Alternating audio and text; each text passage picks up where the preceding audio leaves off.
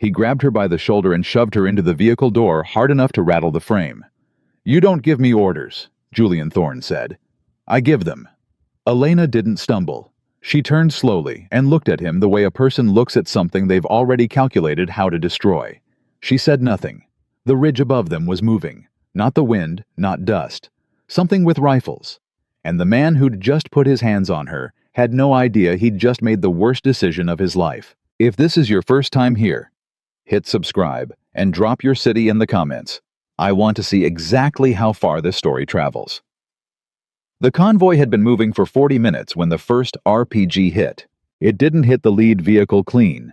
It clipped the front quarter panel of the SUV carrying Thorne's logistics team and detonated against the canyon wall 6 feet beyond it, close enough that the pressure wave blew out both side windows and threw gravel like buckshot across the windshield. The driver, a contract national named Farouk, who'd made this run 30 times without incident, yanked the wheel hard left on pure reflex and high-centered the vehicle on a ridge of packed rock that had been invisible under the dust. That was the opening move. Everything after it was already planned. Captain Elena Rossi had been monitoring the drone feed on a handheld tablet in the third vehicle when the explosion hit. She was already out of the door before the echo finished bouncing off the canyon walls, her radio handset pressed to her ear, her voice completely flat. "Overlord, this is Viper. Convoy is stopped. Bram Valley Grid, November Kilo 427. We have contact. Break. I need eyes on the northern ridgeline, confirm." Static. Wind. A half-second delay that felt much longer. "Viper Overlord copies. Drone repositioning. Stand by." She didn't stand by. She moved forward low and fast toward the disabled SUV, keeping the cargo truck's bulk between herself and the high ground to the north. Miller was already ahead of her, moving in the opposite direction, pushing 2 of the SEALs into position behind the jackknifed cargo truck before the second shot came in. It wasn't an RPG this time. It was small arms. A lot of it. From 2 directions. The canyon turned into noise. "Contact north." Smitty's voice tight but controlled. 2 shooters minimum. Rocks at 2 o'clock, maybe 250 meters. "Contact south." That was Chen, the youngest on Miller's team, his voice half an octave higher than it needed to be. 3 No-4 muzzle flashes, south wall, low position. Elena reached the lead SUV and pulled the door open. Farouk was already climbing out, blood running from a cut on his forehead, one arm hanging wrong. She grabbed his good arm, pulled him behind the engine block. "Can you move?" Yes, I can move." "Then stay down and stay close." She keyed her radio. "Overlord Viper, we're in a box. North and south simultaneous engagement. This is an ambush, not harassment. They knew our route. That detail mattered. She held it in her mind even while rounds were coming in, even while the dust was so thick she was navigating by memory and instinct. They knew the route, which meant someone had given it to them, which meant she had a leak in this convoy, and she already had a candidate. Julian Thorne appeared from the second vehicle like a man who'd never been shot at before, which he hadn't, and immediately made things worse by standing fully upright in the open and screaming at no one in particular. "What is happening? Someone tell me what is happening right now." Miller grabbed him by the collar and physically dragged him behind the cargo truck in a single motion, not gently. Thorne hit the ground hard and came up furious. "You do not put your hands on me. Do you have any idea who I—" "Sir?" Miller's voice had the particular quality of a man who had stopped caring about your answer before you finished the sentence. "You are going to stay behind this vehicle, and you are going to stay quiet, or I am going to zip-tie you to the wheel well and you can talk all you want." Thorne looked at Miller. Miller looked back.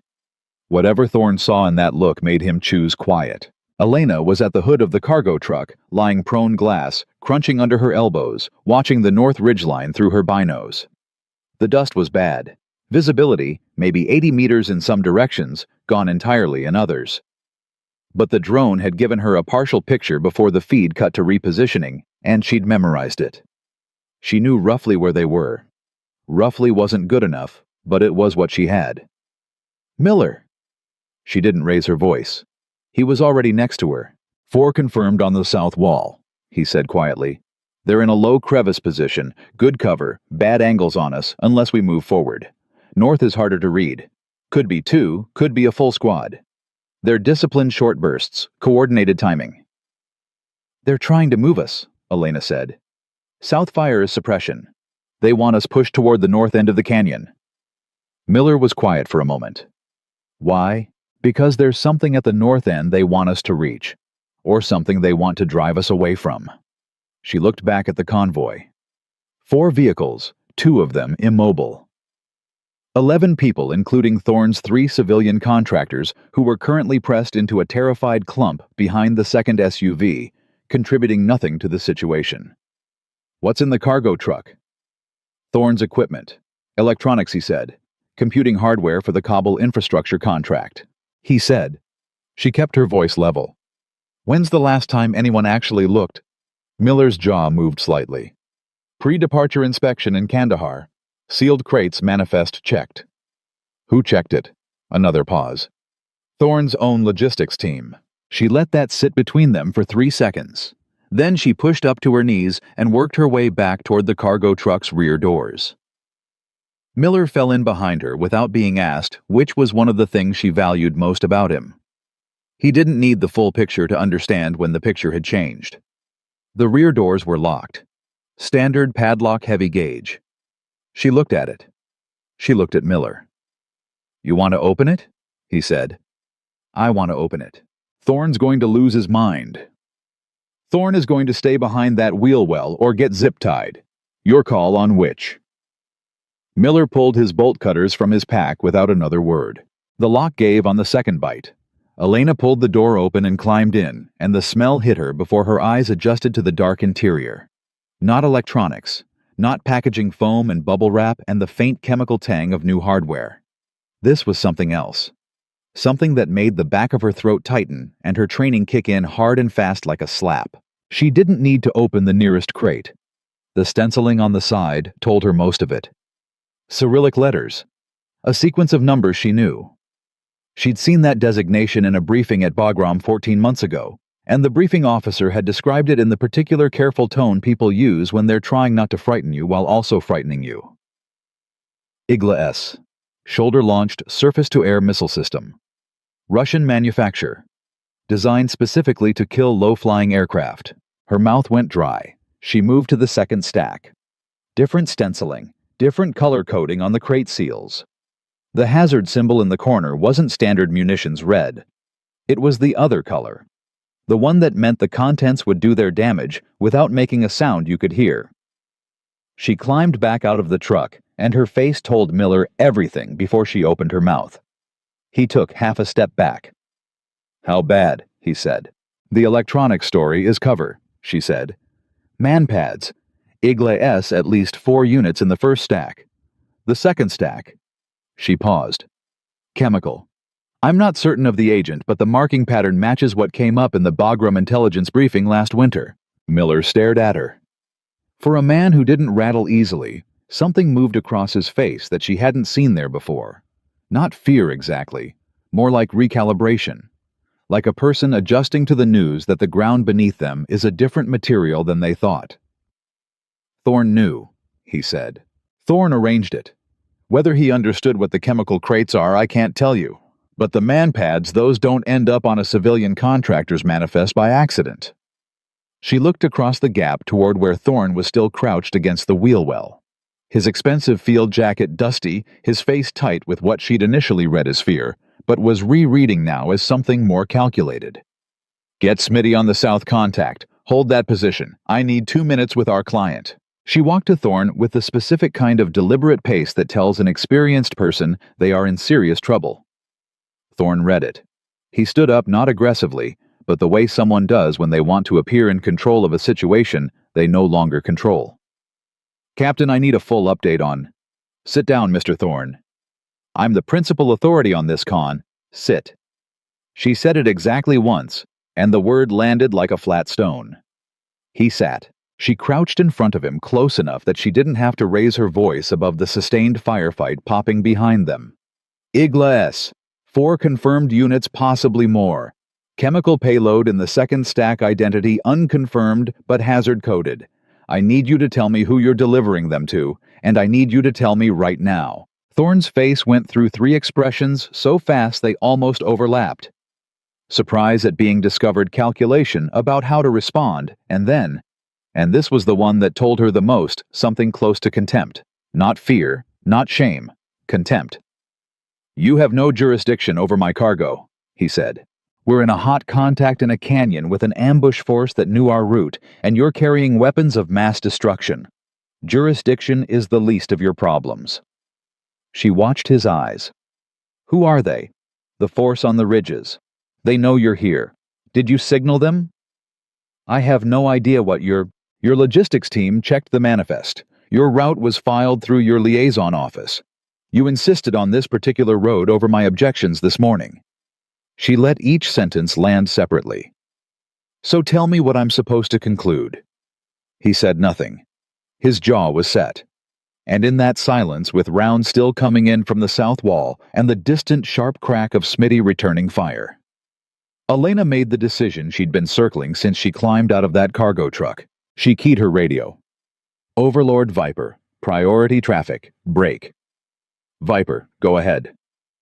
"I need you to flag this convoy's cargo manifest for immediate WMD review. Confirm with JSOC duty officer. I have confirmed Manpad's Igla S-type and suspected chemical payload in transit. Repeat, this is a WMD situation. I am declaring this convoy a critical asset protection scenario, and am assuming full tactical authority. How copy?" A pause on the other end, longer than she liked. "Viper Overlord copies all. Stand by for JSOC patch."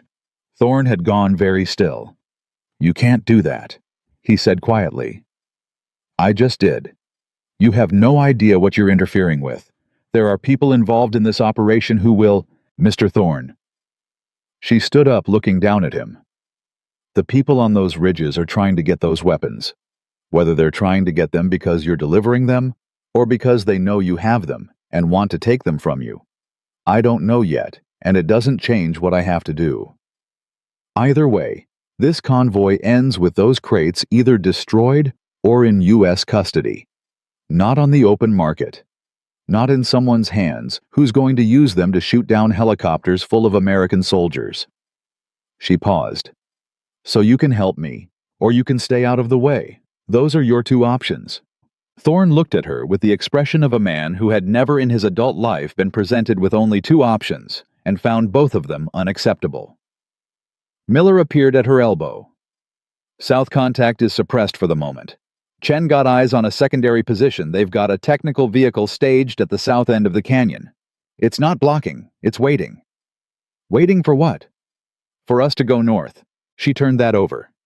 The south fire wasn't designed to kill them. It was designed to push them north toward the cave system she'd clocked on the drone feed before repositioning. The enemy wanted the crates to move toward that position, which meant the cave was the delivery point, and the ambush was meant to look like a real contact while actually escorting the cargo to its destination. Thorne had planned to be in danger. Not real danger. Stage-managed danger, just enough to explain why a convoy under fire ended up somewhere it wasn't supposed to be. She looked at Miller. He was already thinking the same thing. She could see it. "They're not trying to destroy us," she said. "They're trying to shepherd us. And if we don't move north, then the south team stops being suppression and becomes assault." She checked her watch, checked the sky. The wind was shifting, the dust storm losing some of its density to the afternoon heat change. In an hour, visibility would improve dramatically. That was a double-edged piece of information. Better for her targeting, better for theirs.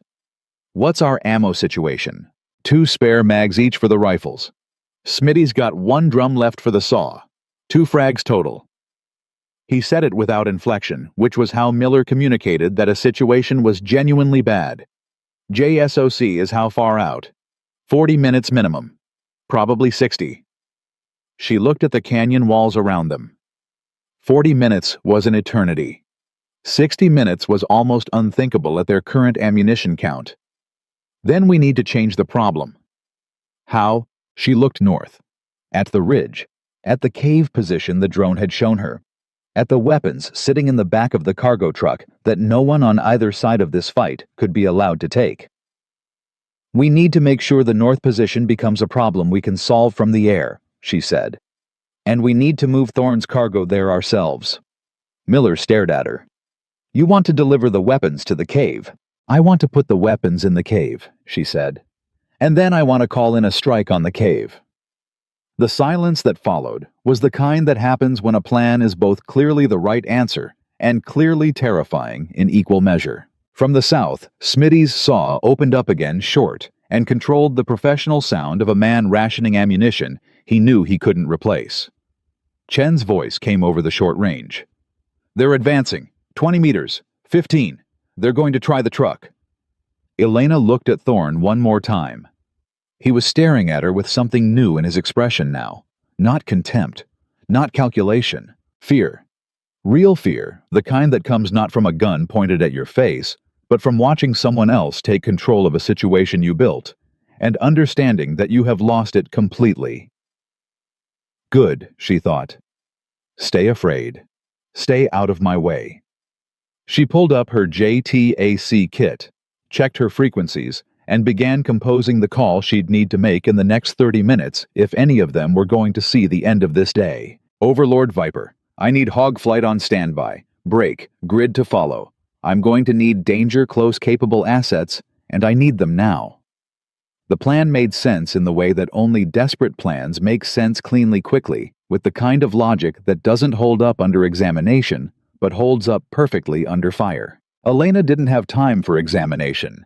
She had Smitty burning through his last drum, Chen counting down the advancing South team in clipped syllables over the short range, and a cargo truck full of weapons that would redefine the war in this region if they ended up in the wrong hands. She moved. "Miller, get the truck started. We're going to drive it north." Miller looked at her for exactly 1 second. "The road north is exposed. They'll hit the engine block." "They won't. They want it delivered intact. That's the whole point." She was already moving toward the cab. "If they blow the truck, the man-pads burn, and whoever's waiting in that cave explains to his commander why the shipment is ash. They need it rolling. And if you're wrong, then we die faster, which honestly improves our ammunition problem." She pulled the driver's door open. "Get Thorne. Bring him. If he's in the truck, they definitely won't shoot at it." Miller's expression didn't change, but something shifted behind his eyes that might have been the closest he ever came to a grim smile.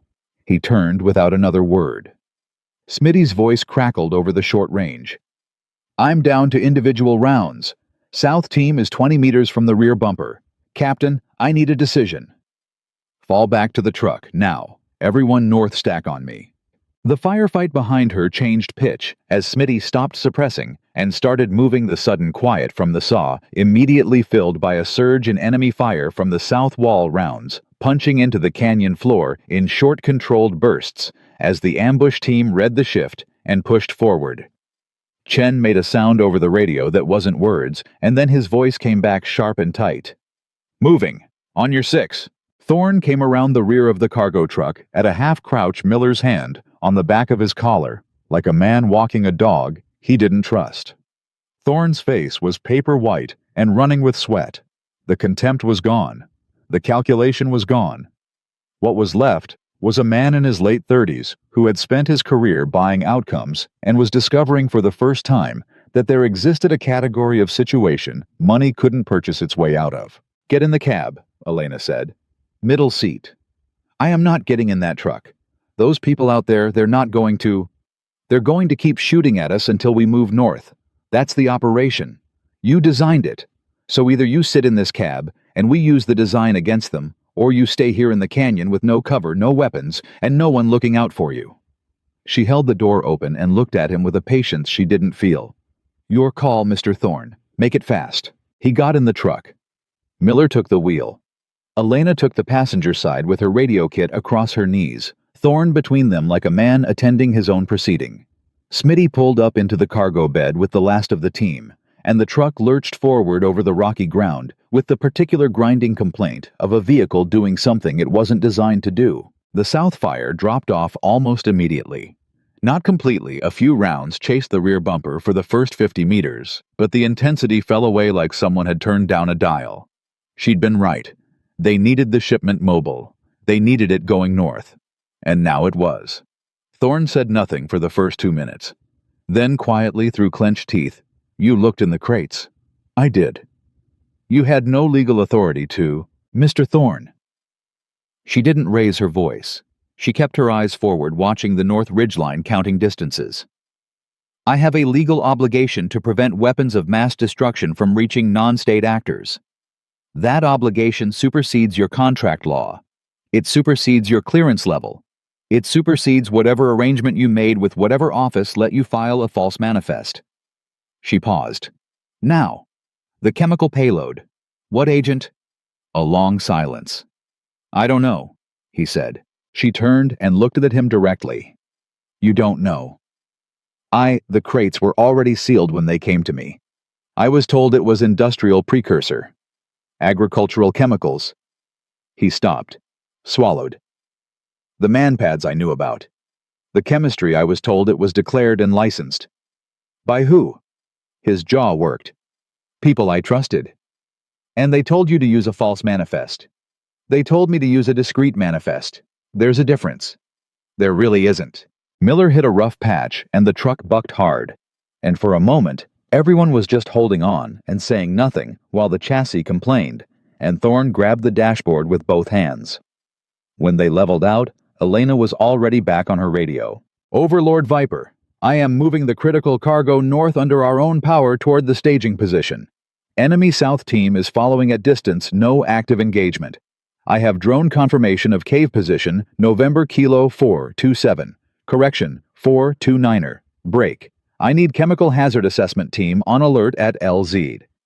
Unknown agent sealed crates. Russian marking pattern consistent with the Bagram winter brief. How copy? Viper Overlord copies. CBRN team is being notified. Be advised JSOC asset is 55 minutes out. You are danger close to friendly forces if you request air support at current grid. 55 minutes. She filed that number in the part of her brain that managed time, the way other people manage money, carefully aware of every expenditure, never pretending she had more than she did. Copy 55 minutes, she said. Standing by for hog flight confirmation. Miller kept the truck moving. The north ridgeline was closer now, the canyon beginning to open slightly, where the walls stepped back from the road. The cave was positioned in the eastern wall of that opening, high enough for good sight lines, deep enough for storage. She'd seen it on the drone feed for maybe 40 seconds total, which was enough to know the entry was single width and the ceiling was irregular, and the secondary blast pattern from a stored man-pad's detonation inside an enclosed space would be significant. Significant was a military word for catastrophic. That was the plan. That was the whole plan. Get the crates inside. Get out. Call the strike. Let the A-10s do what A-10s were built to do. The part of the plan she hadn't said aloud to anyone yet was the part where she needed to physically enter the cave to confirm the placement, because an airstrike on a cave that didn't hit the actual ordnance was a wasted asset, and they couldn't afford waste. She filed that part under things to deal with when they arrived. They arrived 7 minutes later. The truck stopped at the base of the eastern wall, and the team dismounted in the practiced quick silence of people who had done this kind enough times that communication was mostly just shared understanding. Smitty hit the ground first, swept the near perimeter, held up a fist. Clear. Chen came next. Miller was last, and he pulled Thorne out of the cab with the same firm grip he'd used before. Thorne was looking at the cave entrance. His expression had shifted again, not fear now, but recognition. He'd seen this place before Elena realized. Not physically, maybe, but in whatever briefing materials had been laid out for him by whoever orchestrated this shipment. He knew this was the end point. "This is the delivery point," she said to him. Not a question. He looked at her, said nothing. The people waiting for this shipment are inside that cave or close to it, which means when we drive the product to them, they're not going to come out and sign a receipt. They're going to come out armed. She held his eyes. "So I need to know how many. And I need to know now, because my team has almost no ammunition. And if there's more than 4 people in that cave, we have a serious problem." Thorne's face moved through something complicated. She watched it happen and said nothing, giving him space to get there on his own, because pushing him right now would make him dig in, and she needed him loose. 6, he said finally. 6 men. 3 outside, 3 inside. They were supposed to see the convoy arrive and open the gate. Open the gate meaning come out and take custody. Yes. Armed. Obviously armed. She nodded once. Thank you. She turned to Miller. 6 total. 3 outside probably watching us right now. We have 4 shooters and a combined ammunition situation that makes a direct engagement a bad idea. She looked at the crates in the truck bed. We need them to want to take receipt. We need them to come to us. Miller understood immediately. You want to make the delivery look clean. I want to make it look like Thorne's in control and everything went according to plan. If they think we're his security escort, they'll come out to receive the cargo. Once they're in the open, we take them. We take them. With what we have without a firefight that burns the last of our ammunition before the real problem starts. She looked at Smitty. He nodded. He understood too. Chen's face was harder to read. He was young enough that the moral geometry of the situation was still slightly visible on him, but he nodded too. Thorne said, You want to use me as bait. I want to use your relationship with these men to create a controlled situation. That's different from bait. It really isn't. She looked at him steadily. You have 2 choices. You can help me manage this, and when it's over, I will note in my report that you provided material assistance under duress. Or you can refuse, in which case I have Miller zip tie you to the wheel well, and we try it the hard way. And the hard way, at our current ammunition count, probably ends with someone on my team getting killed. She let that sit. You put us here, Mr. Thorne. Help me get us out. The silence stretched for 4 full seconds, long enough that she was starting to calculate the zip tie logistics.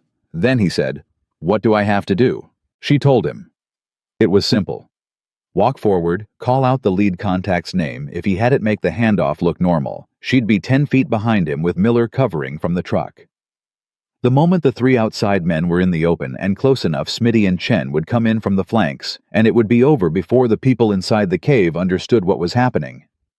Thorne said, His name is Karimi, the lead. He goes by that. Good. She checked her sidearm. 13 rounds. She checked Miller's expression, and he shook his head slightly. He was down to single digits on his rifle. Smitty had his sidearm and a knife. Chen had 8 rounds and a lot of nerve.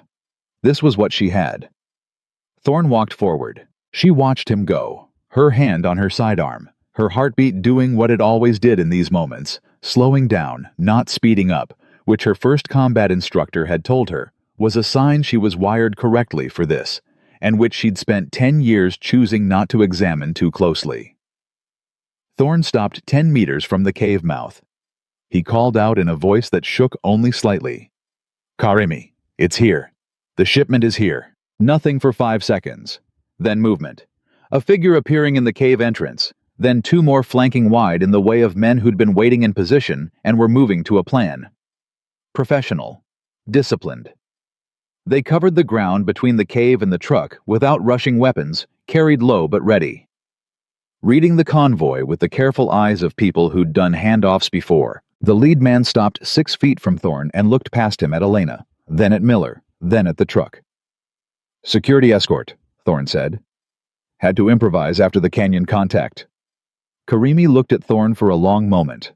Then he looked at Elena again. Something was moving behind his eyes, a calculation she could see happening in real time, and she felt the moment begin to tip. Karimi said in clean accented English, The contact was not supposed to be real, and there it was. The real architecture of the plan finally visible.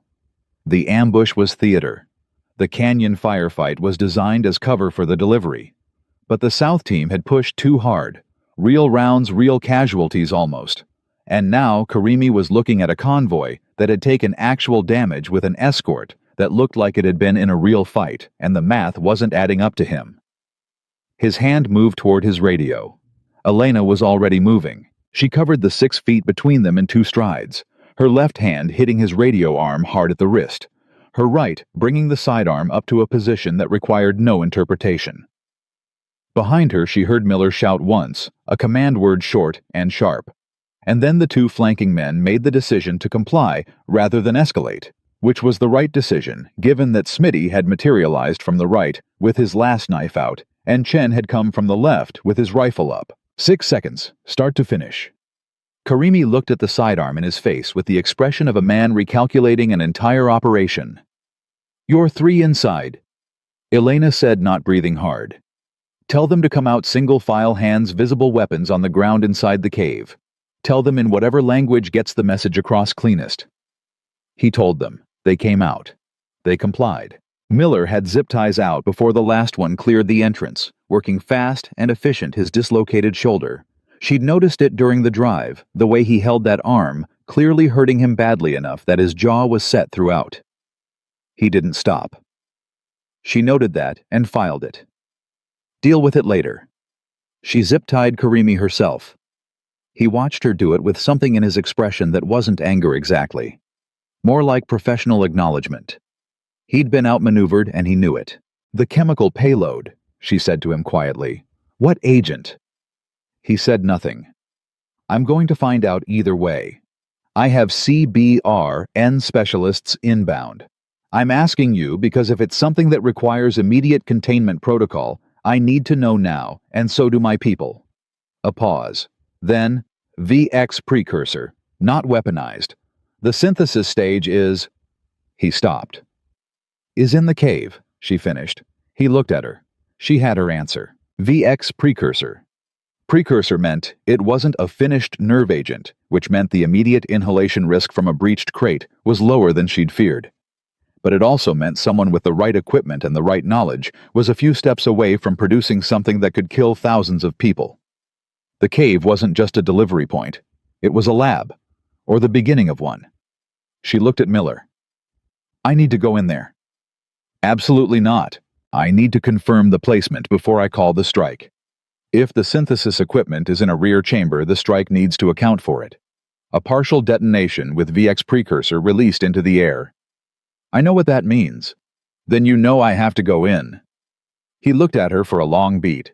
His shoulder was clearly wrong, and he was managing it with sheer stubbornness and training. 5 minutes, he said. "You have 5 minutes, and I'm standing at the entrance." She handed him Karimi's radio and went in. The cave was deeper than the drone image had suggested. The first chamber held crates more than she'd expected, a quantity that told her this wasn't a one-shipment operation. This was infrastructure, a supply node. Someone had been building this for months. The man pads were stacked in the first alcove. The chemical crates were in the second, nested against the rock in the careful way you handle things you're genuinely afraid of. The third chamber was what stopped her for a moment. Not equipment, not weapons. A sat phone charging on a portable power pack. A folding table with printed documents weighed down by a rock, and on the table visible even in her flashlight beam manifests. American logistics manifests. With unit designations she recognized. Supply routes she recognized. Personnel rosters with names she recognized. Thorne hadn't been operating alone. He hadn't even been the top of the chain. She photographed everything. Her helmet cam was already running, had been since the canyon, but she used her phone for the documents fast and methodical because she understood that these pages were going to matter in a room very far from this canyon, and she was not leaving without them. She came back out into the light 47 seconds before Miller's 5-minute limit. He looked at her face and knew she'd found something beyond the original target. "How bad?" he said. "Bad enough that I need to make a call before I make the other call." She looked at the sky. The dust was thinning. She could see farther now. She could see the ridgeline where the South team was presumably still positioned, waiting confused about why their operation had stopped producing expected results.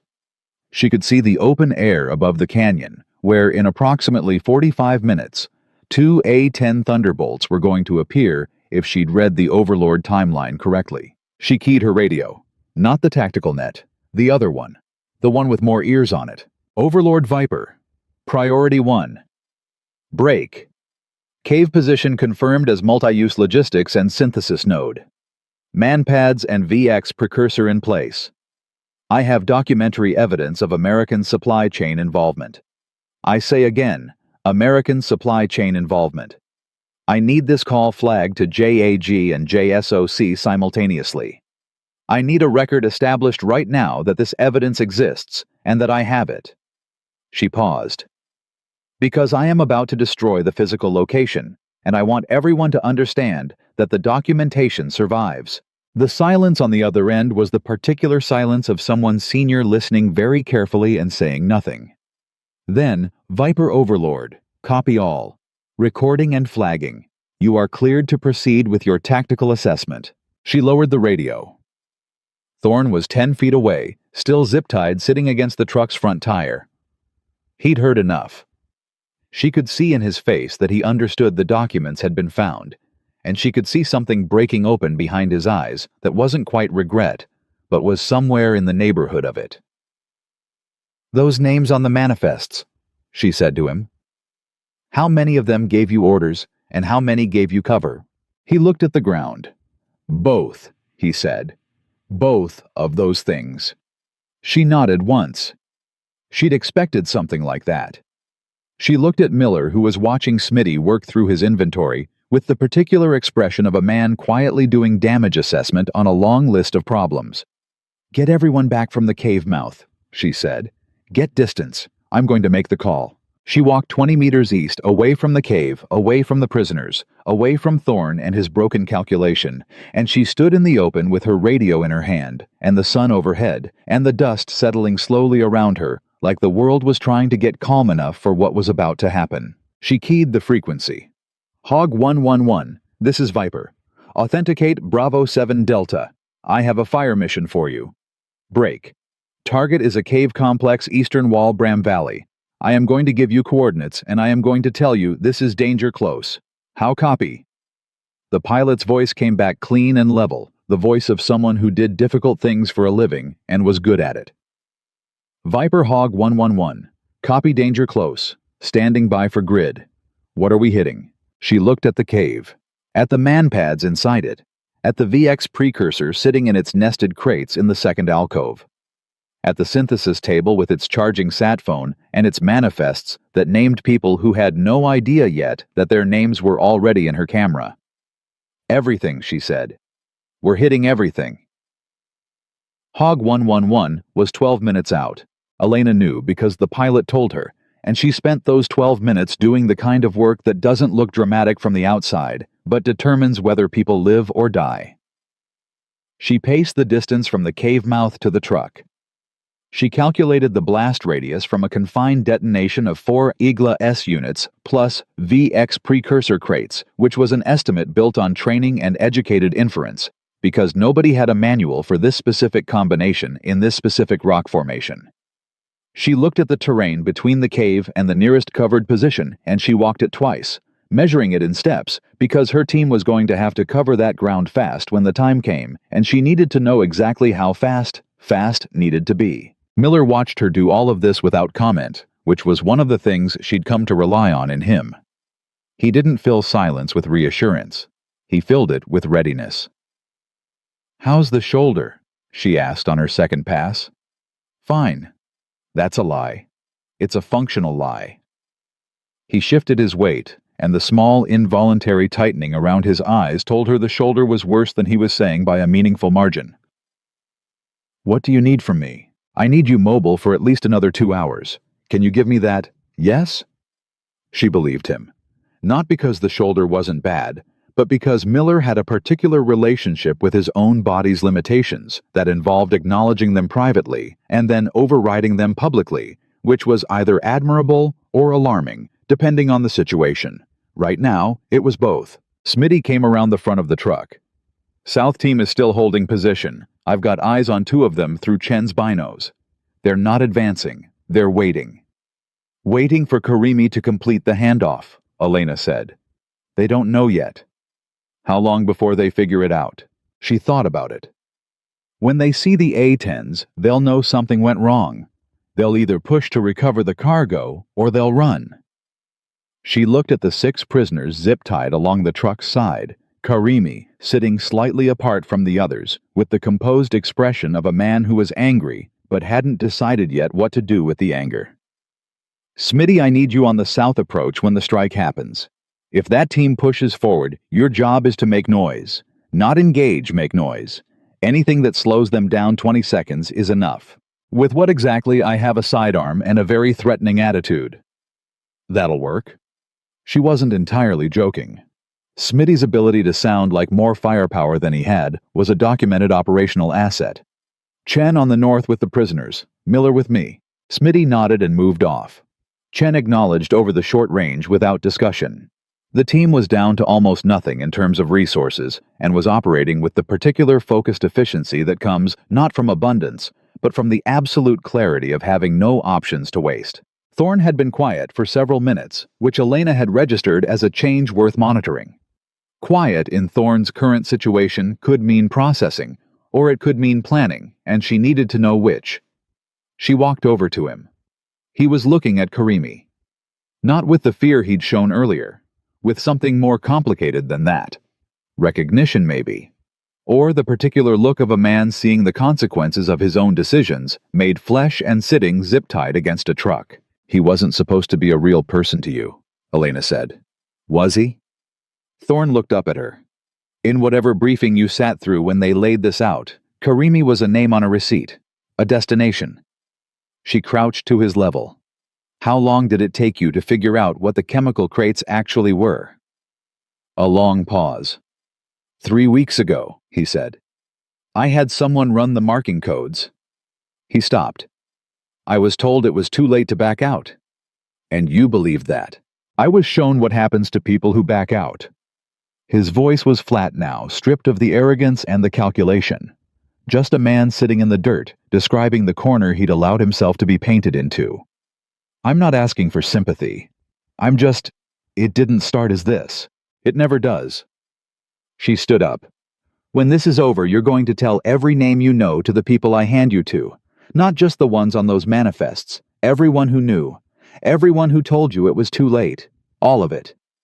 He looked at her. And if I do that, then I tell the truth about this conversation. That you helped. She held his eyes.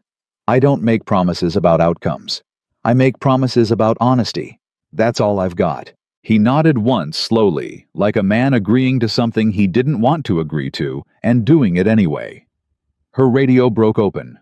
Viper Hog 111, 8 minutes, ready for targeting data. She moved away from Thorne and pulled up her JTAC kit, the grid coordinates already memorized, but she verified them against the drone data anyway, because danger close meant the margin for error between successful strike and fratricide was measured in meters, and she was not going to misread a coordinate under pressure. Hog 111 Viper.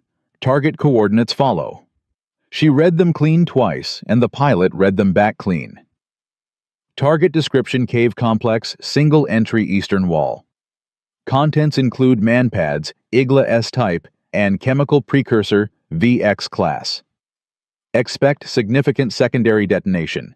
Friendlies are at the truck position, 60 meters southwest of target. Nearest friendly is 60 meters. How copy? Copy 60 meters danger close. Viper, be advised that VX precursor secondary may produce airborne dispersion. Recommend you maximize distance and shelter in place after strike. Wind is currently northwest at 8 knots. Dispersion drift will be away from your position, 8 knots northwest. She checked mentally against her memory of the canyon orientation. The drift would push east away from the truck, away from the prisoners, away from her team. The canyon walls would channel it upward and out. Good. Good enough. Copy wind assessment. I have 7 personnel at truck position, including 6 detained enemy combatants. All will be sheltered. She paused. I need 2 passes. First pass confirms entry collapse. Second pass confirms secondary detonation of interior contents. Understand 2 passes. Viper, I have a wingman on station. Hog 112 will cover second pass. 2 aircraft. The sound alone of a second A-10 overhead was going to change the psychological temperature of every armed person in this canyon, and Elena considered that a legitimate tactical asset. Perfect, she said, standing by for visual. She had 7 minutes. She used them to get everyone into position, which meant moving the prisoners from alongside the truck to behind it, facing away from the cave pressed flat. She was not going to have 6 men killed by a strike, she called, because they happened to be in the wrong position. They were detained combatants, not casualties in waiting. She moved them herself with Chen's help. Karimi last. As she repositioned him, Karimi said quietly, "The people on those manifests, they won't let this stand." "They won't have a choice," she said. "You don't know these people."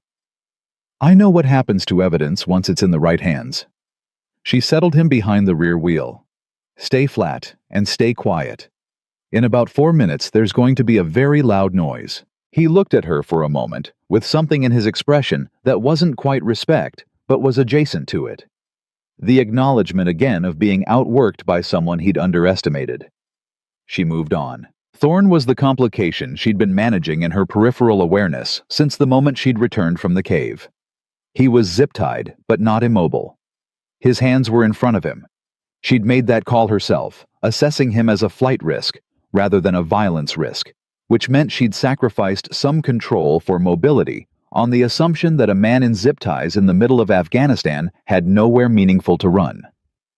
That assumption held right up until the moment it didn't. She was on her radio confirming the wingman's frequency when Miller's voice came over the short-range tight and immediate. "Thorn is moving." She turned. He'd gotten to his feet.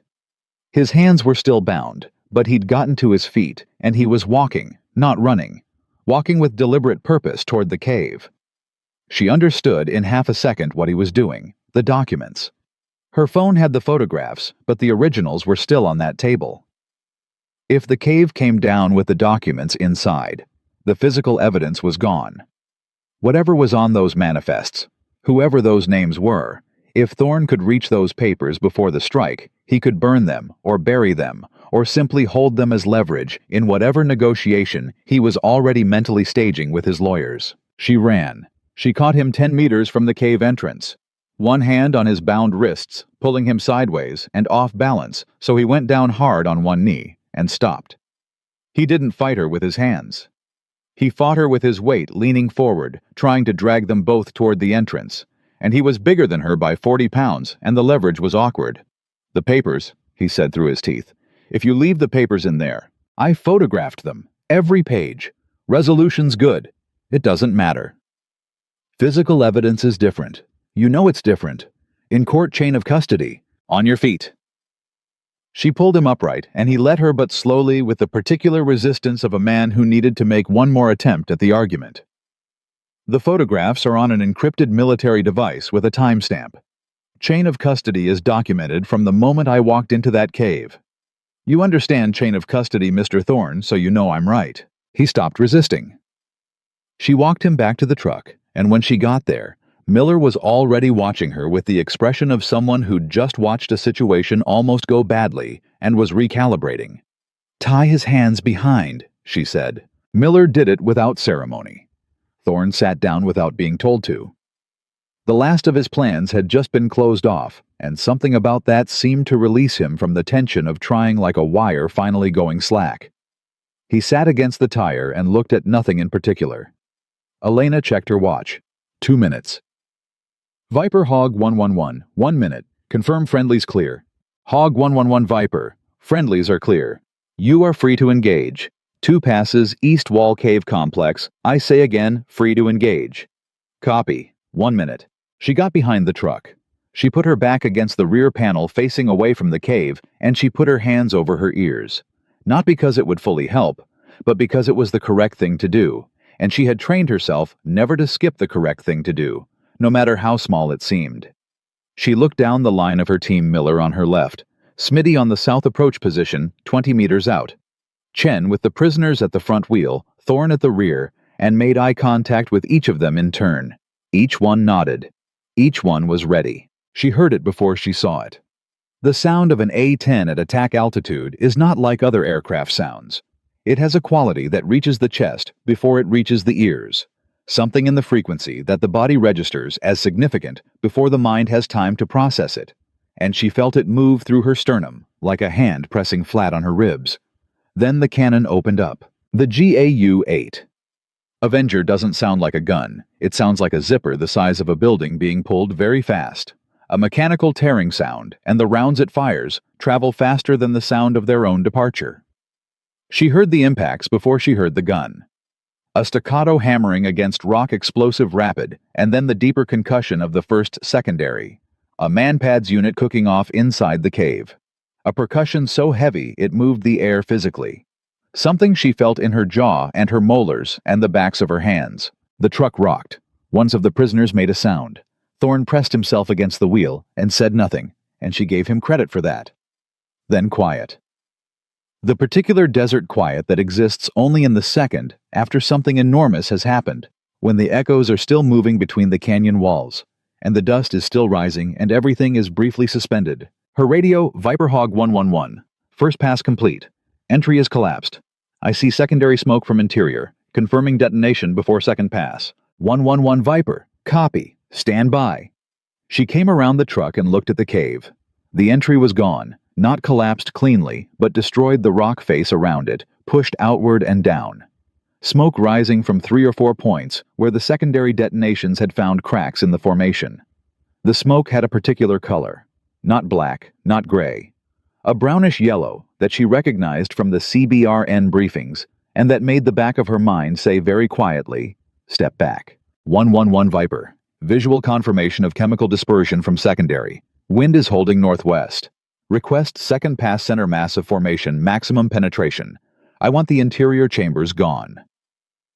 Copy. Wingman is rolling in. Hog 112, you have cleared hot. The second aircraft came in from a slightly different angle, and this time she was watching from around the truck's corner, which she knew was not the safest position, and did not care because she needed to see this.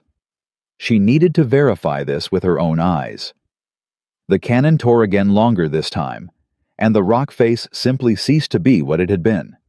The interior chambers, the synthesis table, the sat phone, the crates came apart in a compression. She felt in her chest wall, followed by a second detonation, bigger than the first, that sent a visible shockwave across the ground, a ripple in the dust that moved outward from the cave like a pulse. One of the prisoners was crying. Not loudly. Quietly the way soldiers cry when they're trained not to. Miller appeared at her shoulder. His face was covered in dust, and the shoulder was visibly worse. She could see the way he was holding that arm now, without even trying to hide it, but his eyes were clear and focused. "It's done," he said. "Wait for the smoke assessment." Elena. He never used her name. "It's done." She looked at the cave, or where the cave had been. The brownish-yellow smoke was thinning, moving east as the wind had promised, dispersing against the canyon walls and rising.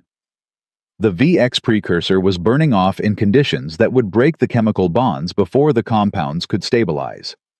The CBRN team would need to verify, but the heat and the dispersal and the wind were doing what physics said they'd do. She keyed her radio one more time. "Overlord Viper, strike is complete. Cave complex destroyed. Secondary detonations confirmed. Chemical dispersal in progress, wind-assisted moving east away from personnel. Strike is successful. How copy?" Viper Overlord, copy successful strike. JSOC asset is 30 minutes out. CBRN team is on the HH-60. Hold position. 30 minutes. She could hold position for 30 minutes. She could hold it for 30 years if she needed to. She lowered the radio and stood still for a moment, just letting the adrenaline do what it was going to do, which was make her hands shake slightly for about 90 seconds before her body got the message that the immediate crisis was resolved. She didn't fight it. She'd learned years ago that fighting it made it worse, and letting it move through you was faster and cleaner. Miller watched her. He didn't say anything. He'd seen this before. Then, from the south approach, Smitty's voice on the short range, "South team is breaking. 2 vehicles moving south fast. They're running." She closed her eyes for 1 second, then opened them. "Let them run. We have what we need." "You sure we could?" "We have 7 people, 2 sidearms, functional, 1 injured, and 6 prisoners. We are not chasing anyone." She paused. "And I have their operation on film, their names on documented manifests, and their lead man in zip ties. They can run to the edge of the earth. It won't matter." Smitty was quiet for a moment. Then, "Copy that," coming back to the truck. She turned to look at Thorne. He was still sitting against the tire hands behind him, looking at the smoke rising from where the cave had been. His face had a quality she hadn't seen in it before. Not the arrogance, not the contempt, not even the fear. Something older than all of those. Something that looked like a man coming to terms with the specific weight of consequences that he had set in motion and could no longer manage. She stood in front of him and said nothing. Just looked at him. After a moment he said, "The names on those manifests. Some of them are going to come after you." "I know. Not the way you think. Not soldiers. People with lawyers and clearances and—" "I know what kind of people they are," she said. "I've been thinking about them since I walked out of that cave." She looked at the smoke. "They're going to find out very quickly that I documented this call-by-call decision-by-decision with Overlord on record the entire time. And they're going to find out that my helmet cam footage is already flagged at 3 separate command levels." She looked back at him. "And they're going to find out that you're going to talk." He was quiet. Then, "You planned that. Before you even went into the cave. The radio calls the recordings, all of it." "I planned it the moment I found the man pads," she said. "Because I knew what came after a find like that. I've watched people like you before, Mr. Thorne. Not you specifically. But the architecture. The way it's built to disappear the moment daylight hits it." She crouched in front of him. "So I made sure there was so much daylight it couldn't disappear." He looked at her for a long time. Something in his face was trying to find something to push back against and failing, because she'd taken every angle away, and he understood it, and couldn't argue with the craftsmanship, even while sitting in the wreckage of his own plan. "You're good at this," he said. "I've had a lot of practice," she said, and stood up. Miller was already on his radio coordinating the LZ for the HH-60S talking distance and wind and landing surface in the efficient shorthand of someone who has called for extraction many times and knows exactly what the pilots need to hear. Smitty came back to the truck and sat down against the bumper with the particular boneless posture of a man who has been running on adrenaline for 3 hours and is starting to negotiate with his own body about what comes next. Chen was doing a final check on the prisoners, methodical and quiet. Her team, still here, still functional, every one of them. She looked at the smoke one more time. The cave was gone. The weapons were gone. The synthesis operation was destroyed before it had produced a single finished compound.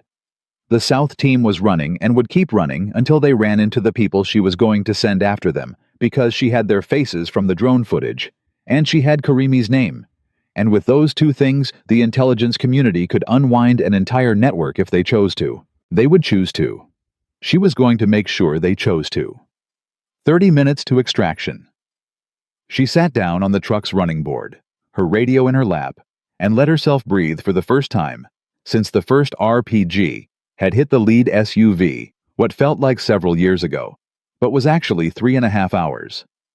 Miller sat down next to her on her left, his good side. "You know this isn't over," he said quietly. "I know. The manifests. Those names. When this gets back to—" "I know, Miller." He was quiet for a moment. "You're not worried?" "I'm worried about your shoulder," she said. "And Smitty's ammunition count. And whether Chen is going to need someone to talk to after today because he held together well, but he's still 27, and today was a lot." She looked at the sky. "The manifests are someone else's problem now.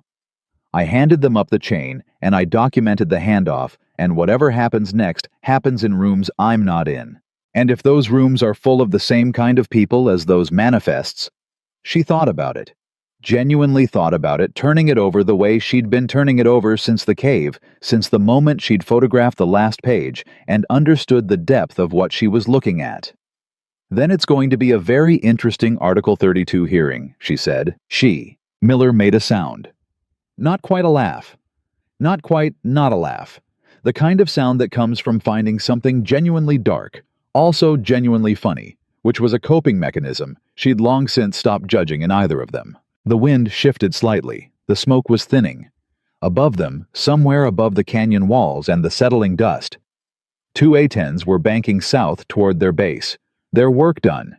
Their pilot probably logging the mission in the flat, efficient language of after-action reports that would never capture what it felt like to be on the ground below them. Elena picked up her radio one last time before the HH-60S arrived. Overlord Viper, holding at truck position. 7 personnel, 6 detained. 1 friendly injury, non-critical. Evidence secured, awaiting extraction. She paused. Tell the CBRN team the precursor crates are in the second chamber, or what used to be the second chamber. Tell them the wind held northwest throughout. And tell them... She stopped. Viper, go ahead. Tell them the good guys won this one, she said. They should know that going in. A pause from Overlord. Then from whoever was on the other end in a voice slightly less professional than the rest of the communication had been. Copy that, Viper. They'll know. She set the radio down. She looked at Miller. He was looking at the sky. 30 minutes, he said. 28 now, she said. They sat there together in the settling dust and waited for the sound of rotors. The rotors arrived at minute 26. Elena heard them before she saw them, 2HH60. Pave hawks coming in low and fast from the south, the sound rolling down the canyon walls ahead of them like a warning. The dust they kicked up on approach was considerable, and she turned her face away on instinct, one hand over her radio, to keep the grit out of the speaker housing. Old habit. The kind of thing the body learns after enough extractions that it stops waiting for instruction. Miller was already on his feet, moving toward the LZ he'd designated 40 minutes ago, his good arm directing Chen and Smitty to get the prisoners moving. His injured shoulder was doing something visibly wrong. By this point, the joint had settled into an angle that wasn't right, and every time he raised that arm above chest height, she could see the cost of it in the set of his jaw. But he was moving and coordinating and getting people where they needed to be, which was what she needed from him. Smitty had Karimi up and moving. Karimi walked without being pushed head down, hands still zip-tied behind him, and Elena watched him for the full distance to the HEH-60, because she'd learned from specific experience that the moment you stopped watching a man like Karimi was the moment he made a decision you hadn't anticipated. He didn't. He boarded clean, taking the step up awkwardly with his hands behind him, and Smitty guided him through it with a hand on his elbow that was rougher than necessary, but not abusive, which was the correct calibration. Thorne was last. He walked to the helicopter under his own power hands, still bound behind him, and he stopped once and looked back at the canyon, at the smoke still rising from the eastern wall at the destroyed convoy vehicles they were leaving behind. She didn't know what he was looking for in that moment. Whatever it was, he didn't seem to find it. He turned and boarded without speaking. She was second to last. Miller was actually last. He'd counted everyone on with the particular compulsion of a senior NCO who would literally not leave a position until he had personally verified that every member of his team was aboard, which drove pilots moderately crazy and saved lives regularly. She sat down across from the flight medic, a young woman named Cahill, with very steady hands, who was already moving toward Miller before he'd fully sat down, reading the shoulder from across the cabin with the quick assessment of someone who'd seen a lot of dislocated joints and knew them on sight. Don't, Miller said. Master Sergeant, I'll deal with it at Kandahar. It's going to hurt more at Kandahar. Everything hurts more at Kandahar. That's what Kandahar is for. He looked at her with the particular look of a man who had made this exact argument before and intended to keep winning it. Cahill pressed her lips together and moved on to Chen, who had a cut on his left forearm that he'd said nothing about for the entire operation, and that was deeper than it should have been left unattended. Chen looked at his own arm when she pointed to it with the expression of someone genuinely noticing it for the first time, which Elena suspected was accurate. The HH-60 lifted. The canyon fell away below them, and for a few seconds, Elena had a view of the whole thing. The jackknifed cargo truck, the disabled lead SUV, the destroyed cave position on the eastern wall, still smoking. The LZ dust settling behind the second helicopter that was lifting 60 seconds behind them, with the remaining prisoners and the last two members of Miller's team. The scale of it was different from altitude. The canyon was narrower from above than it had felt from inside, the distances between positions smaller. The whole thing compressed into something that almost looked manageable from high enough up. She looked away. Managing it was over. What came next was different. Cahill appeared in front of her. Captain, you have something on your left hand. Elena looked. A burn, she realized. Small, irregular on the back of her hand between the first and second knuckles.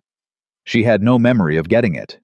She genuinely could not trace the moment in the last 4 hours when that had happened.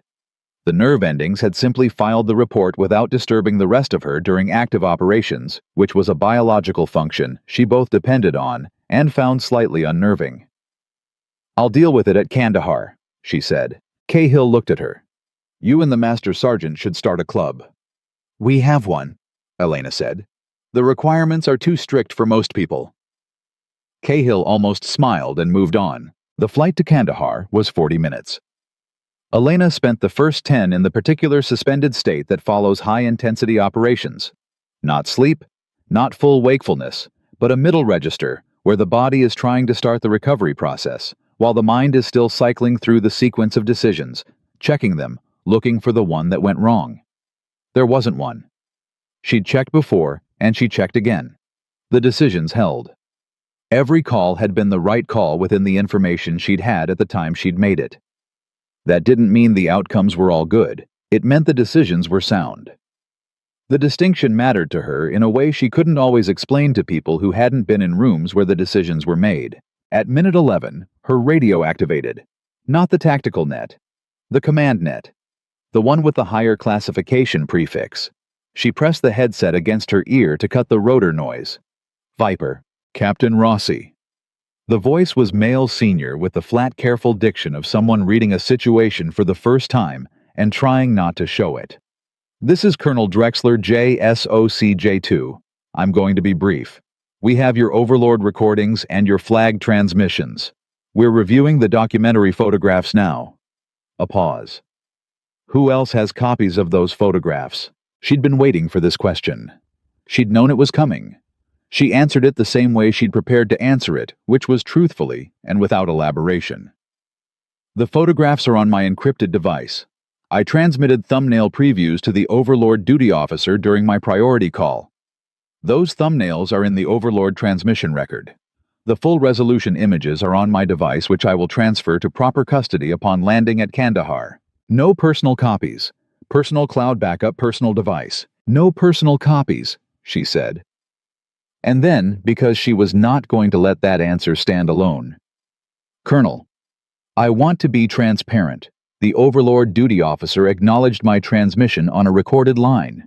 The JSOC duty officer was notified simultaneously. I made those notifications deliberately and sequentially with deliberate record-keeping because the contents of those documents indicated a supply chain issue that I assessed as requiring protection from casual erasure." She kept her voice neutral. "I trust that's not a problem." A pause that was slightly longer than informational pauses needed to be. "It's not a problem, Captain. It's prudent." She didn't trust the tone entirely. But she noted that he'd said it on a recorded line, which meant whatever he actually thought, he'd committed to the right answer in the official register. "We'll have a team at Kandahar when you land," Drexler said. "Evidence transfer preliminary debrief. Plan for 4 hours." "Understood." The line went dead. She lowered the headset and looked across the cabin. Miller was watching her. She gave him a small nod. He gave her one back. They'd both heard enough of it to understand that the conversation had gone reasonably well, and that reasonably well was not the same as well, and that they should plan accordingly. Smitty leaned over from his seat. He'd been watching her face since the radio call started. "Problem?" "Not yet," she said. "But maybe later." "Maybe later." He nodded and leaned back. Smitty had the ability to live completely in the present moment that Elena had observed in him across 3 operations and had never entirely stopped finding remarkable. He didn't borrow trouble from the future. He dealt with the present until the present was handled, then moved to the next present. It was either wisdom or a specific kind of emotional architecture, and she'd stopped trying to determine which. Kandahar came up below them 29 minutes later. The debrief team was waiting exactly as Drexler had said. 4 people, 2 in uniform, 2 in the civilian contractor attire that was used in these settings as a kind of professional camouflage. They were set up in a room off the main operations building, and they were professional and thorough and asked their questions in the particular sequence that told Elena they already knew significant parts of the story and were checking her version against something they had. She gave them everything. clean, linear, without editorializing, in the sequenced format of JTAC after-action reporting that she could have recited in her sleep. The RPG contact in the canyon. The route analysis and the determination that the ambush had prior knowledge. The manifest inspection and the discovery of the manpads. The VX precursor identification. The decision to move the cargo north. Karimi the handoff approach, the detention. The cave assessment. The documents. The strike. All of it in order, with timestamps where she had them and estimates where she didn't, clearly labeled as estimates. When she got to the documents, one of the civilian contractors, a woman in her 40s with careful eyes and no visible emotional response to anything, leaned forward slightly. Not a lot. Maybe 2 centimeters. But Elena noticed. "Describe what you saw on the manifests," the woman said. "American military supply chain designations, unit numbers, at least one routing identifier that I recognized from my previous posting at Bagram, personnel names minimum 7, some with rank designations, some without." She paused. "Some of the names I recognized, not personally, from briefings." "You're prepared to provide those names?" "I'm prepared to provide everything I can recall. I'd rather do it against the photographs, so I'm not working from memory alone." The woman nodded. One of the uniformed officers left the room without explanation. He came back 4 minutes later with Elena's device in an evidence bag already processed, and a technician who projected the photographs onto a screen with the quiet efficiency of someone who'd done this before. They went through the documents image by image for 90 minutes. Elena named what she knew. She qualified what she wasn't certain of. She did not speculate. She did not elaborate beyond what she'd seen with her own eyes. And when it was over, when the last image was reviewed and the last note was taken, the woman with the careful eyes sat back in her chair and looked at Elena with an expression that was the first human thing she'd shown in the entire session.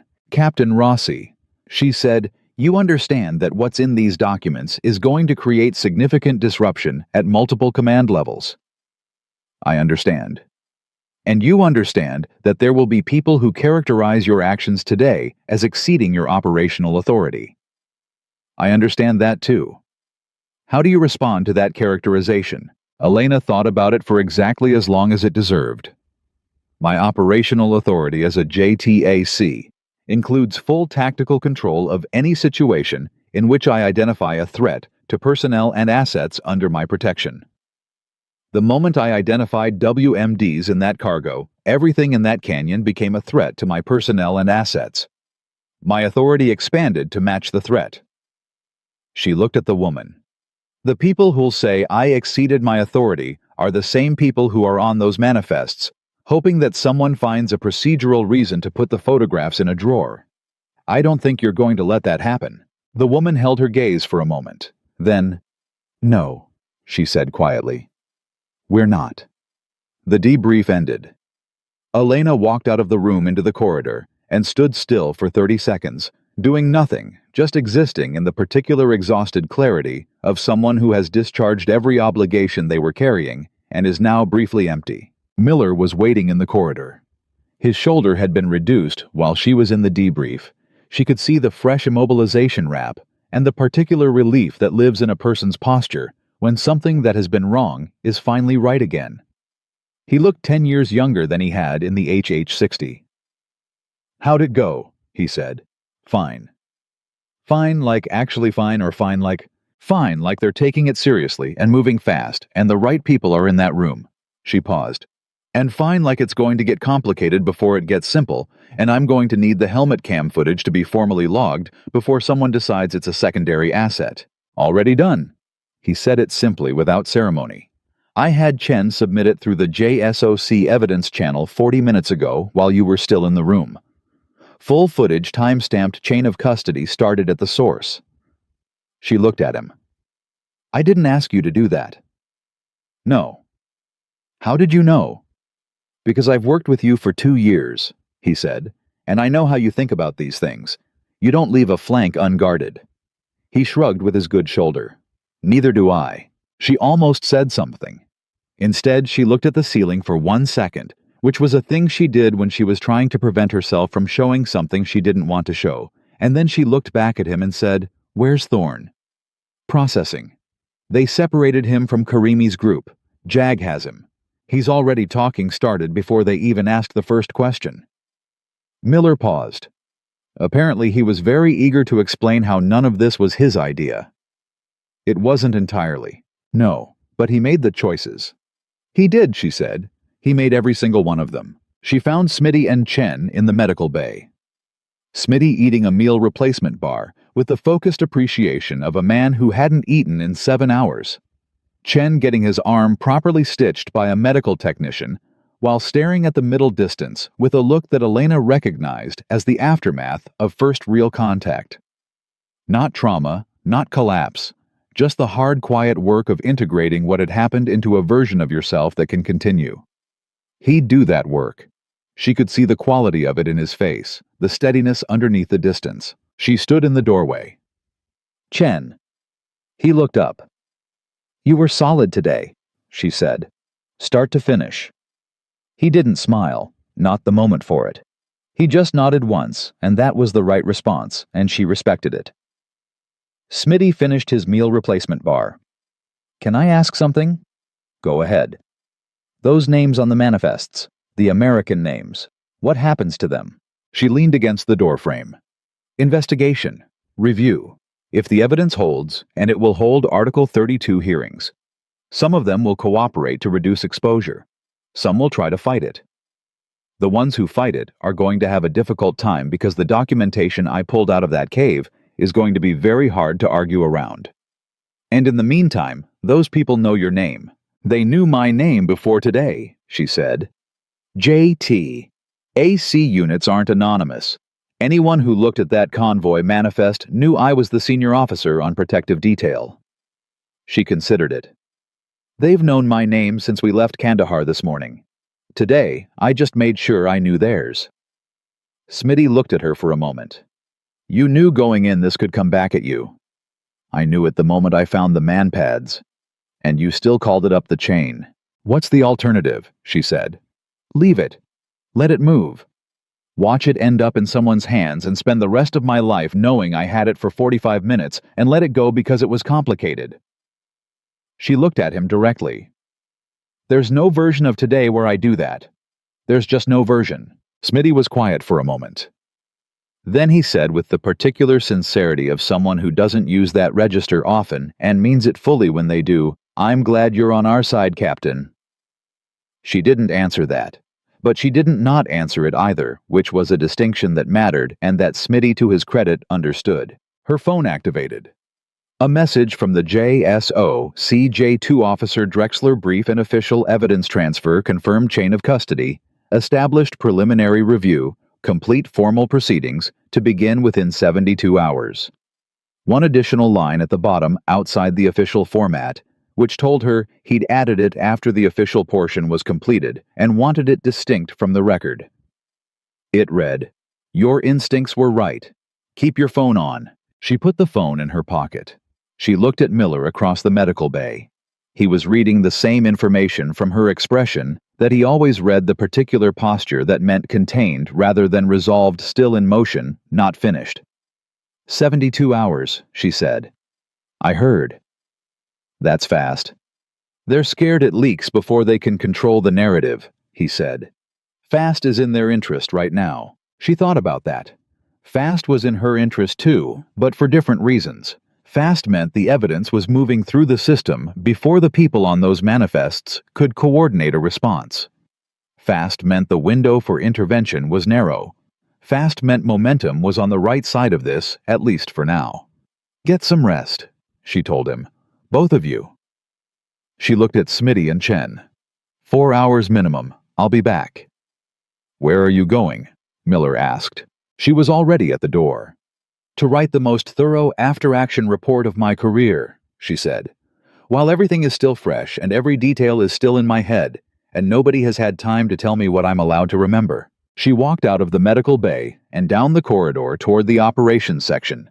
Her burned hand wrapped, now her boots still carrying canyon dust, her helmet cam footage already logged and time-stamped and sitting in an evidence chain that stretched from Bram Valley all the way to whatever room the right people were going to read it in. The report took 3 hours and 40 minutes. She wrote every word of it herself, without assistance, without review, and when she was done, she read it back from the beginning and changed 2 words and submitted it at 2347 local time to 4 separate command addresses simultaneously with red receipts required. Then she leaned back in her chair and closed her eyes for the first time since morning. Outside the window, somewhere across the base, a second shift was beginning. Other people's operations, other people's decisions. The war continuing in its particular relentless way, indifferent to the events of any single day in any single canyon. But the manpads were gone. The VX precursor was ash. The names were in the system. And Julian Thorne was in a room 2 buildings away, talking to JAG lawyers who were taking very detailed notes. She held all of that and let herself feel the weight of it, not pride, not relief, something more sober than both. The specific gravity of a thing that mattered being handled the way it needed to be handled. That was enough for tonight. The 72 hours Drexler had promised became 96, which Elena had expected, because nothing in the institutional machinery of military justice moved at the speed people promised it would move. What she hadn't expected was the specific way those extra 24 hours would be used, not against her, but around her in a way that was almost more unsettling than direct opposition. She found out on the second morning when her commanding officer, Colonel Patricia Hess, called her into her office at 0630 and closed the door and looked at her across the desk with the expression of someone about to deliver information they personally find objectionable. "There's a motion to classify the documentary evidence from the cave," Hess said. "Filed last night at the DoD level. The argument is national security sensitivity of the supply chain names." Elena sat with that for exactly 3 seconds. Classification would remove it from the Article 32 proceeding. Classification would make it unavailable for any proceeding that doesn't happen behind a clearance level most JAG officers don't hold. Hess folded her hands on the desk. Which would effectively reduce this case to the physical contraband evidence the manpads manifest the chemical coding and remove the human accountability element entirely. The people on those manifests walk, some of them, the ones senior enough to have clearance-level protection. Hess looked at her directly. "I want you to understand what we're looking at. The classification motion was filed by a DoD General Counsel office. That's not a low-level action. Someone with significant standing pushed that button." Elena thought about Thorne 2 buildings away, talking to JAG. She thought about Karimi, who had given her the VX precursor information voluntarily in exchange for nothing out of what she'd assessed as a professional's recognition that the game was over.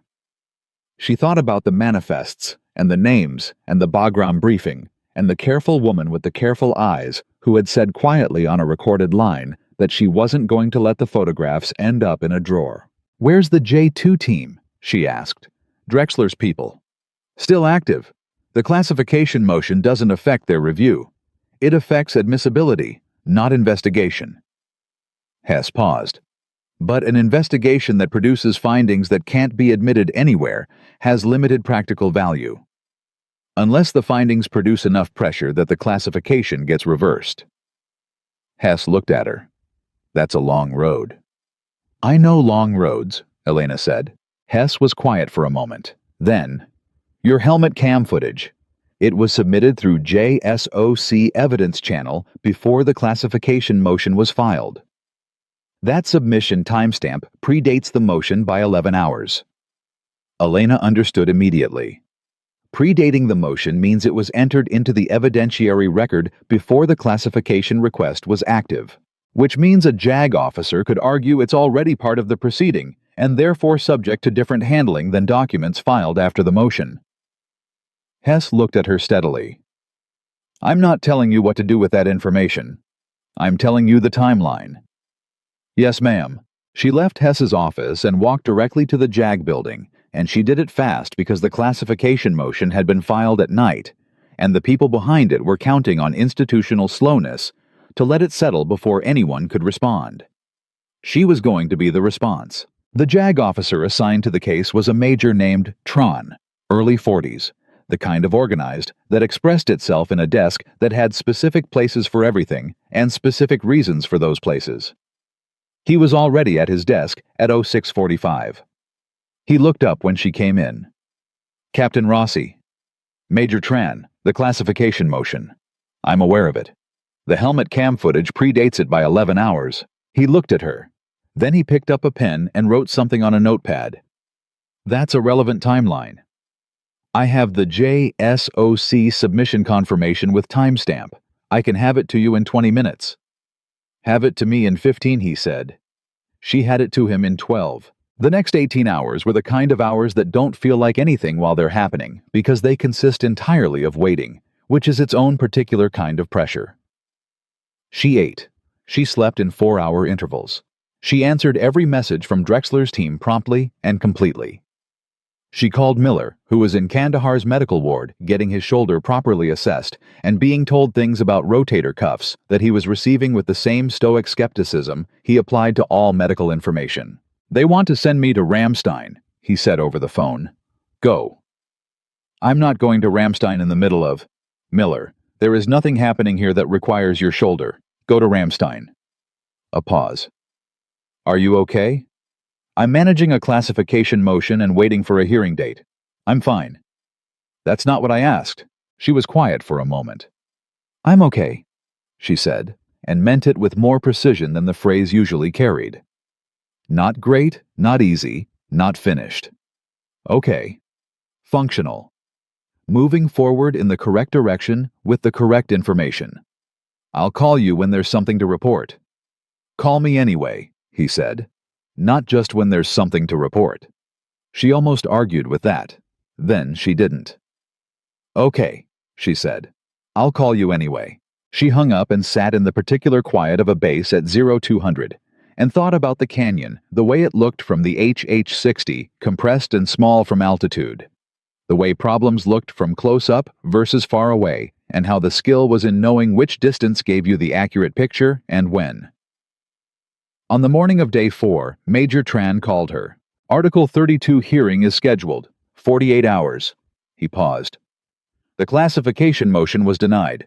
Procedural grounds, the footage and the documentary photographs were entered into the evidentiary record prior to the motion's filing and cannot be retroactively reclassified without a national security finding that the reviewing general declined to issue.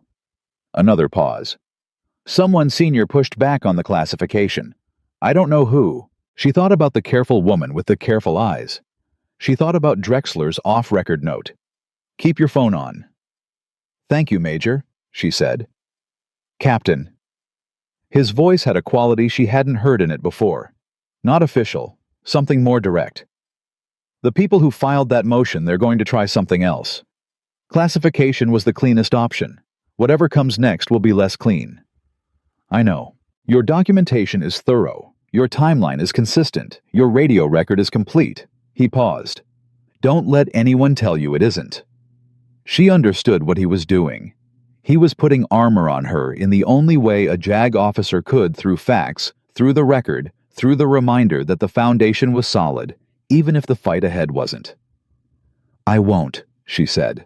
The 48 hours before the hearing were the most pressurized of everything that had come after the canyon, which was saying something because the canyon had included an RPG AWMD discovery and a danger-close airstrike. Institutional pressure had a different texture than combat pressure. Combat pressure was immediate and physical, and the decisions were visible in their consequences within seconds. Institutional pressure was diffuse and slow, and the decisions accumulated in documents and records and chain of custody forms, and the consequences were invisible until suddenly they weren't. On the evening before the hearing, Thorne's attorney contacted the JAG office with a formal cooperation agreement.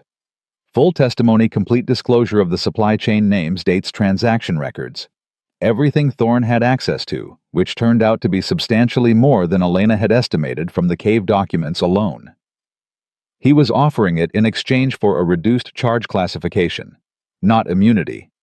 Reduction, Major Tran told her. She listened and said nothing for a moment. He's giving up everyone above him, she said. Everyone he knows, Tran confirmed, which based on his preliminary statements appears to be a significant number of people at a significant altitude in the contracting oversight structure. She thought about what Thorne had said in the canyon. It didn't start as this. She thought about the moment in the cave when she'd understood the architecture of what she was looking at.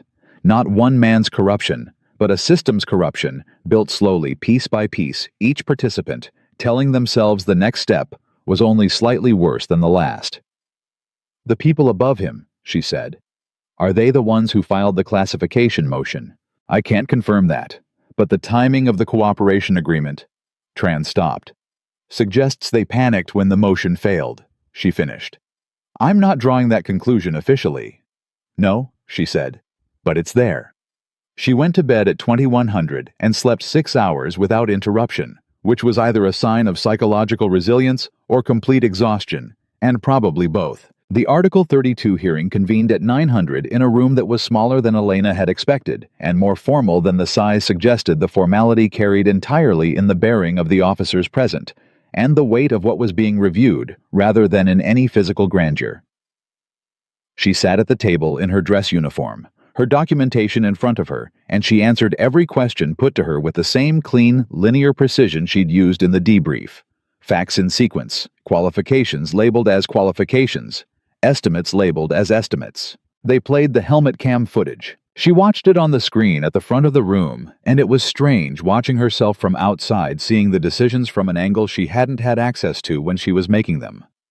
The moment she'd pulled Thorne down from the open ground in the canyon, the walk to the truck, the bolt cutters on the padlock, her own face coming back out of the cave which she'd never seen before, and there was something in that face that surprised her.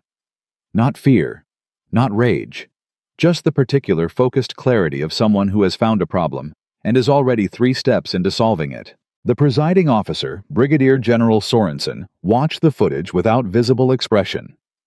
When it ended, he asked 2 questions.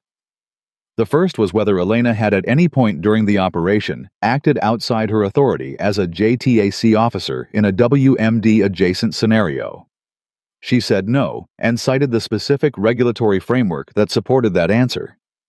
The second question was whether she had any reason to believe her documentation had been tampered with or altered at any point after submission.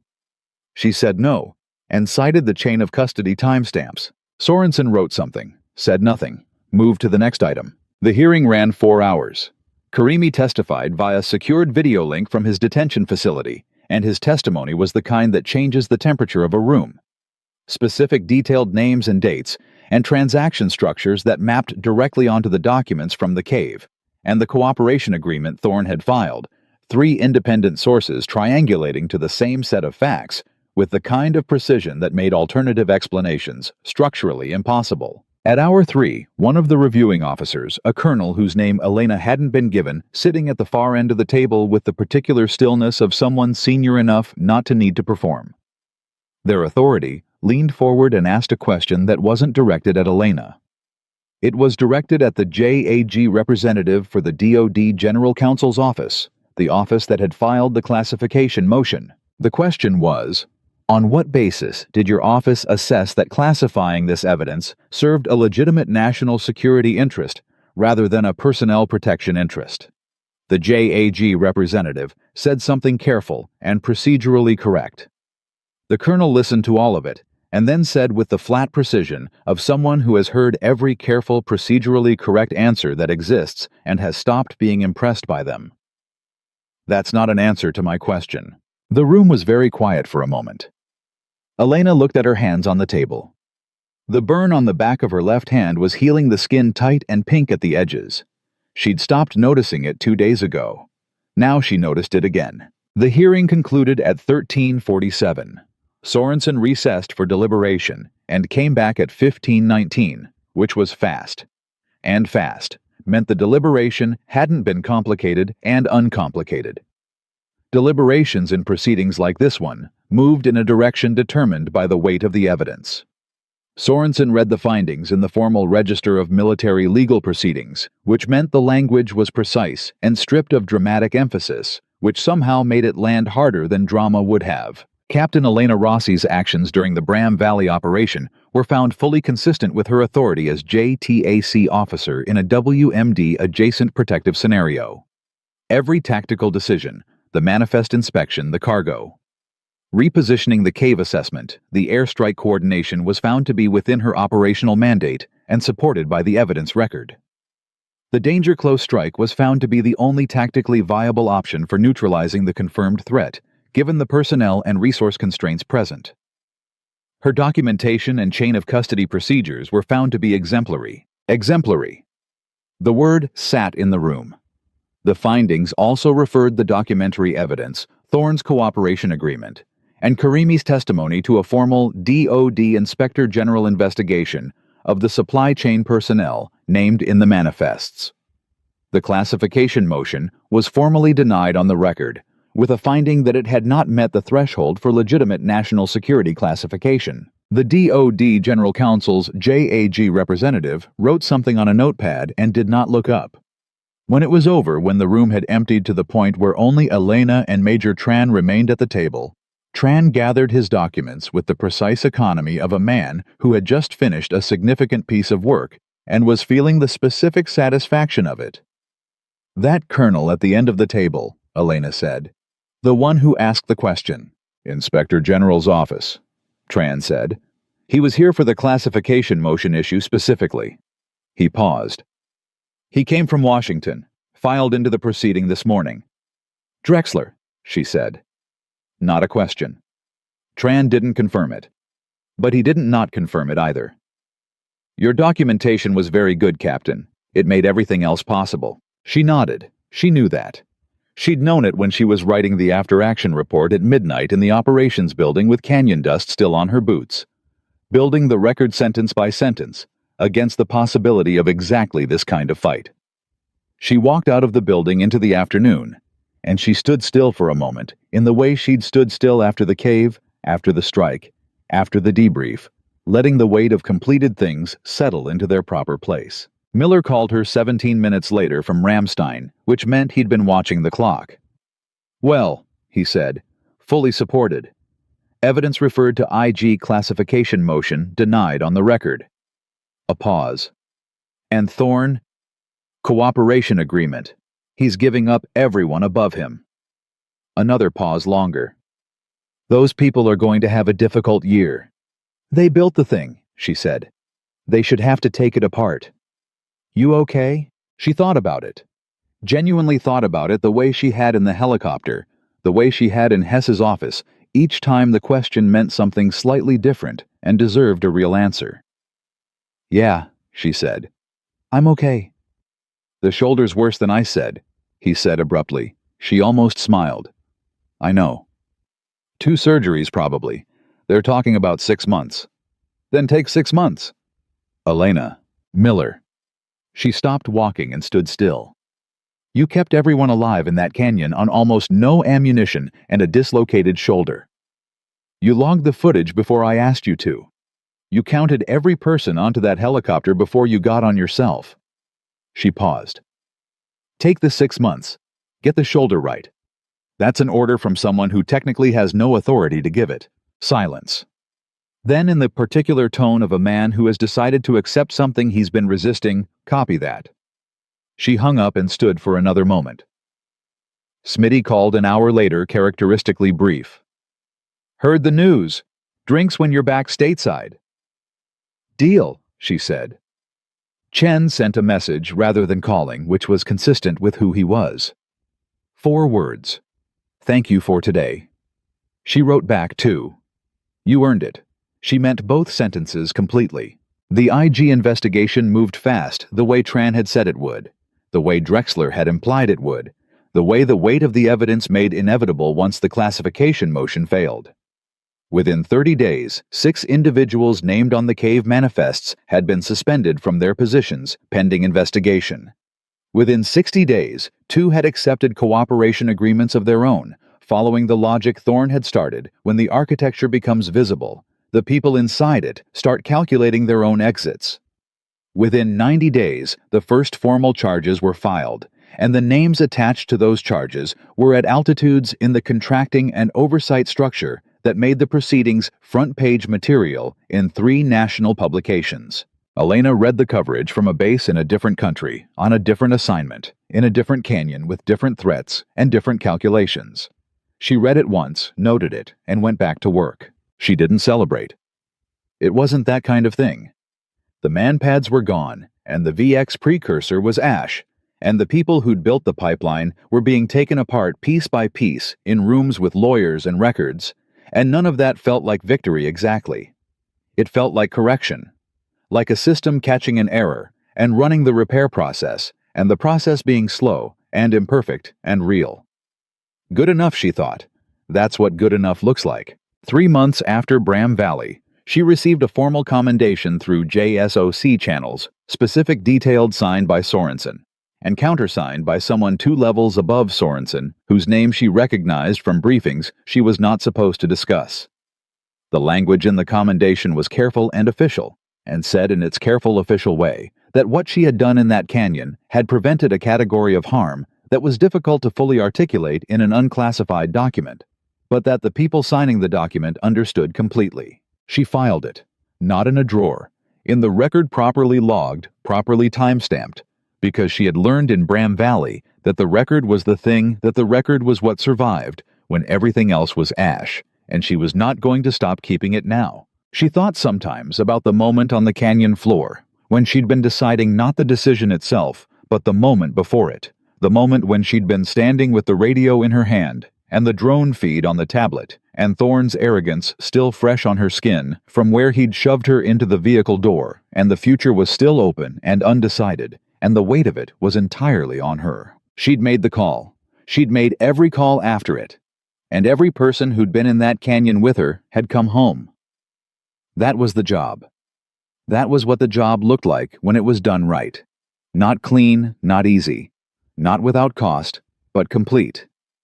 Every threat neutralized, every person accountable, every piece of evidence in the right hands. Captain Elena Rossi had walked into Bram Valley as the person a contractor thought he could shove aside, and she had walked out as the person who brought his entire network down, and she had done it the hard way, the right way, the only way that actually mattered by being better at every single thing than the people who thought she was helpless.